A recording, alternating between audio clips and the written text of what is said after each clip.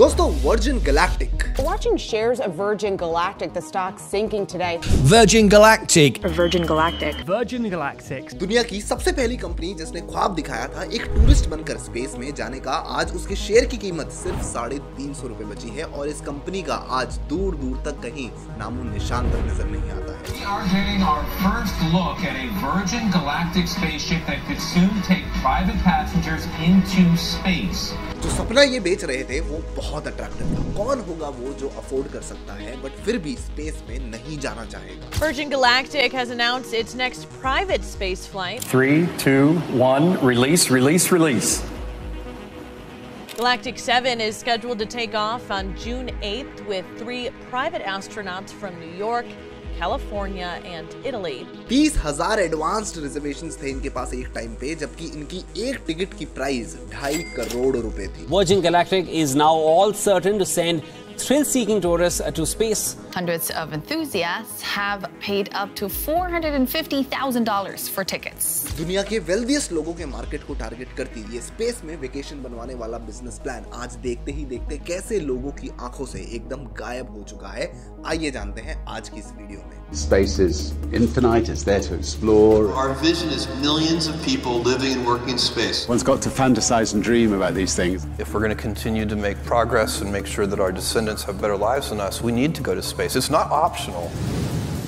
दोस्तों इस कहानी की शुरुआत होती है $10 मिलियन की अंसारी एक्स प्राइज के साथ, जिसे अनाउंस किया गया था साल 1996 में, जो कि अननोइंगली फाउंडेशन बना आज की प्राइवेट स्पेस इंडस्ट्री का। स्पेस की बाउंड्री आपकी जमीन से 100 किलोमीटर ऊपर शुरू होती है एंड कोई भी नॉन गवर्नमेंट प्राइवेट ऑर्गेनाइजेशन एक ऐसा स्पेसक्राफ्ट बनाए जिसमें 3 लोग बैठकर 2 हफ्ते में 2 बार स्पेस की इस बाउंड्री को पार करके अगर वापस सक्सेसफुली लौट आते हैं तो उस कंपनी को $10 मिलियन का इनाम दिया जाएगा। नाउ 1990s के उस दौर में जहां पर इकोनॉमी में इतना पैसा नहीं था, स्पेस एक ऐसा सेक्टर था जिसे सिर्फ गवर्नमेंट ही डोमिनेट करती आई थी, because it was very expensive to get to space and rocket science की हार्ड प्रॉब्लम्स को सॉल्व करने के लिए आपको इंडस्ट्री के the best of the minds की जरूरत थी, जो कि उस टाइम पे सिर्फ गवर्नमेंट ही अफोर्ड कर सकती थी। बट इस मेगा प्राइज के अनाउंसमेंट के बाद कई प्राइवेट स्पेस कंपनीज फॉर्म हुई और उन्होंने कई ऐसे इनोवेटिव आइडियाज पे काम किया जिसकी मदद से स्पेस फ्लाइट रैपिडली रीयूजेबल बन सके और 2 हफ्ते के अंदर 2 स्पेस फ्लाइट्स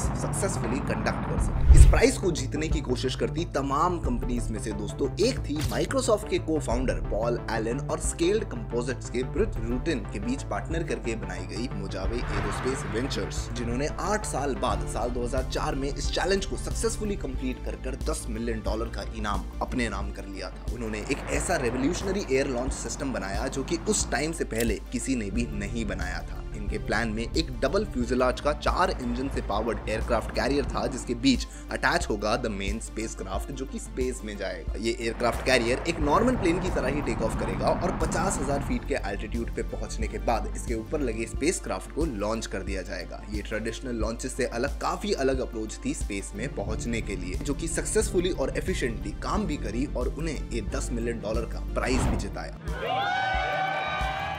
इस जीत की खबर जब अमेरिका से उड़ती उड़ती ब्रिटिश बिलियनियर रिचर्ड ब्रांसन के कानों तक पहुंची, जो कि अपने बोल्ड डिसीजन मेकिंग के लिए जाने जाते थे, उन्होंने साल 1999 में ही वर्जिन गैलेक्टिक को रजिस्टर कर लिया था। वहां मोजावे एरोस्पेस के फाउंडर्स जश्न बना रहे थे तो इधर यूके में रिचर्ड ब्रांसन को एक उगता सूरज नजर आ रहा था। एक ऐसी बिजनेस अपॉर्चुनिटी जो किसी और को उस टाइम पे नजर नहीं आ रही थी। वो थी उस एक्सपीरियंस की अपॉर्चुनिटी जो कि उस टाइम से पहले सिर्फ और सिर्फ एस्ट्रोनॉट्स के ही नसीब में थी। वो थी दोस्तों स्पेस में जाने की अपॉर्चुनिटी। उन्होंने मोजावे एरोस्पेस के कॉन्सेप्ट के ऊपर ही अपना बिजनेस मॉडल बनाया और मोजावे एरोस्पेस के को फाउंडर ब्रुट रूटन के साथ एक जॉइंट वेंचर शुरू किया जिसका नाम रखा द स्पेसशिप कंपनी। उनका प्लान था स्पेस को एक टूरिस्ट डेस्टिनेशन बनाना जहां जाने के लिए लोगों को एस्ट्रोनॉट नहीं बनना पड़ेगा। उन्हें सिर्फ वर्जिन गैलेक्टिक की टिकट खरीदनी होगी जो कि उन्हें स्पेस की बाउंड्री के पार लेके जाएगी, जहां से उन्हें अर्थ का curvature, the vastness and emptiness of space and vacuum की वेटलेसनेस फील होगी, एकदम वैसे ही जैसे एस्ट्रोनॉट्स को होती है। अब किसी को भी दोस्तों आप ये एम्बिशियस अट्रैक्टिव प्लान बताओगे तो कौन नहीं अट्रैक्ट होगा कि यार एस्ट्रोनॉट भी नहीं बनना पड़ेगा और स्पेस में जाने को मिलेगा। ये एक परफेक्ट बिजनेस अपॉर्चुनिटी की तरह नजर आ रही थी, बिकॉज आज से पहले मतलब उस टाइम से पहले ये चीज किसी और ने सोची भी नहीं थी, करना तो बहुत दूर की बात है। और जो टिकट्स अफोर्ड कर सकेंगे इस चीज का, वो इस अपॉर्चुनिटी को क्यों मिस करना चाहेंगे। आपको भी अगर मैं बोलूं अगर आप अफोर्ड कर सकते हो तो स्पेस में नहीं जाना चाहोगे? The answer would obviously be yes. But इस सपने को एक रियलिटी में बदलना रिचर्ड और उनकी टीम के लिए इतना आसान नहीं होने वाला था जितना ये सब सुनने में लग रहा है कि भाई हम हीरो को स्पेस में लेके जाएंगे, मजा ही मजा आ जाएगा, कि भाई पैसा ही पैसा होगा। तो बताता हूँ। अब स्पेस इंडस्ट्री में दोस्तों अगर आपको बिजनेस करना है तो आपकी स्पेस फ्लाइट को safe, reliable, repeatable and most importantly economically viable बनना पड़ेगा। तो इस चीज को टैकल करने के लिए वर्जिन की टीम ने कंपटीशन में ही यूज होने वाले स्पेसशिप 1 के ही कॉन्सेप्ट को यूज किया और इस नए वर्जन को नाम दे दिया स्पेसशिप 2, जिसमें 4 टूरिस्ट और 2 पायलटों के बैठने की जगह थी। और कैरियर एयरक्राफ्ट का नाम रखा द व्हाइट नाइट 2, जो कि स्पेसशिप 2 को 50,000 फीट के एल्टीट्यूड पे ले जाकर अब दोस्तों किसी भी स्पेस फ्लाइट में उसका सबसे क्रिटिकल का भी क्रिटिकल फेज होता है एटमॉस्फेरिक री एंट्री का। ये ट्रांजिशन स्पेस के वैक्यूम में से अर्थ की डेंस एटमॉस्फेरिक लेयर्स के बीच से तेज रफ्तार से गुजरता हुआ जमीन की तरफ बढ़ता है लैंड करने के लिए। इस फेज को सरवाइव करने के लिए आपका स्पेसशिप जितना ज्यादा एरोडायनेमिक होगा उतना ही ज्यादा बेटर। इसकी इंस्पिरेशन इनकी टीम को एक शाम बैडमिंटन का मैच खेलते वक्त मिली उसकी शटलकॉक से। प्रॉब्लम ये थी कि आप इस स्पेसशिप की फोटो को देखो और खुद ही बताओ कि जब ये स्पेस से वापस अर्थ की तरफ आएगी किस एंगल से आपको ये एरोडायनेमिक दिखती है। Because no spacecraft comes like this, neither plane comes like this, they always glide like this, ऐसे। और अगर वर्जिन गैलेक्टिक का ये प्लेन ऐसे एंट्री लेगा तो बहुत हाई चांसेस हैं कि एटमॉस्फेरिक री एंट्री को ये सरवाइव नहीं कर पाए। इसीलिए इस प्रॉब्लम का सोल्यूशन उन्हें मिला बैडमिंटन की शटलकॉक से, जिसके चलते उन्होंने विंग की शेप को 70 डिग्री बेंड कर दिया to make it in a feathered position. इस पोजीशन ने एकदम वैसे ही काम किया जैसे बैडमिंटन की कॉक नीचे आते वक्त करती है। बट इन सभी टेक्निकल डिटेल्स से दूर स्पेस में टिकट खरीद के जाने वाले इस यूनिक एक्सपीरियंस को अमीरों के बीच एक सिग्निफिकेंट इंटरेस्ट पैदा कर दिया था। इतना कि इसके अनाउंसमेंट के बाद लगभग 30,000 लोगों ने 2.5 करोड़ रुपए की टिकट खरीद के अपनी सीट इस एडवेंचर के लिए एडवांस में ही रिजर्व करवा ली थी। इतनी भारी डिमांड देखते हुए वर्जिन गैलेक्टिक की टीम ने एम करा कि ऑपरेशनल होने के पहले साल में हम 450 लोगों को स्पेस में लेके जाएंगे और ऑपरेशनल होने के दूसरे साल में इस नंबर को हम डबल करके 900 से 950 लोगों को स्पेस में लेके जाएंगे। बट आज 2025 में कहाँ है वो 450 लोग? अरे चलो लोग तो बहुत दूर की बात है, वर्जिन गैलेक्टिक कहीं नजर नहीं आ रही। वर्जिन गैलेक्टिक कहाँ है? तो आखिर ऐसा क्या हुआ दोस्तों कि इतना सॉलिड, एम्बिशियस और यूनिक बिजनेस प्लान होने के बावजूद भी आज इस कंपनी का दूर दूर तक कहीं नामो निशान तक नहीं नजर आता है। और ये है the downfall of virgin galactic.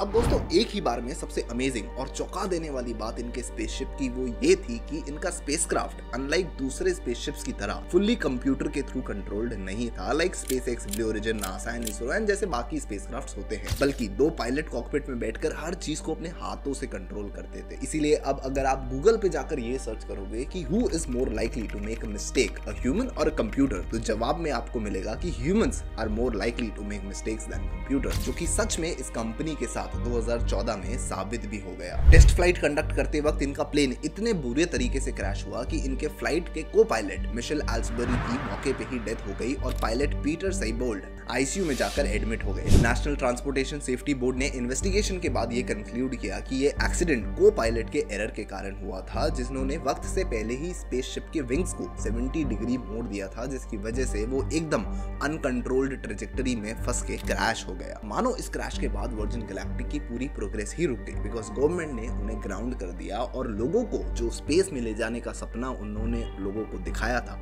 वो उनसे बहुत दूर जाता हुआ नजर आ रहा था। और सिर्फ इतना ही नहीं, इन सब मारामारी के बीच कंपनी कोई रेवेन्यू भी जनरेट नहीं कर रही थी, तो धीरे धीरे इन्वेस्टर्स का कॉन्फिडेंस भी इस कंपनी में से नीचे आने लगा। रिपोर्ट्स की माने तो 2014 के बाद कंपनी हर एक दिन $1 मिलियन बर्न कर रही थी, जिसकी वजह से उनका फ्री कैश फ्लो नेगेटिव में चला गया। और इस बुरी सिचुएशन से बाहर आने के लिए कंपनी ने डिसाइड करा 2019 में कि अब पब्लिक जाने की बारी। आईपीओ के शुरुआती एक्साइटमेंट में कंपनी की मार्केट वैल्यू $10 बिलियन के भी ऊपर चली गई, जिसको देखकर इन्वेस्टर्स को थोड़ा रिलीफ मिला। बट क्या ये वैल्यूएशन दोस्तों लॉन्ग लिव्ड रहेगी, स्पेशली तब जब कंपनी $1 का भी रेवेन्यू जनरेट नहीं कर पा रही। $10 मिलियन की वैल्यूएशन मिलना उनके लिए एक हनीमून पीरियड ही साबित हुआ, जहां पर उनके स्टॉक की प्राइस ऑल टाइम हाई पे थी $1 लाख पर शेयर के भाव से, जिसकी आज हालत है सिर्फ महज $340 पर शेयर।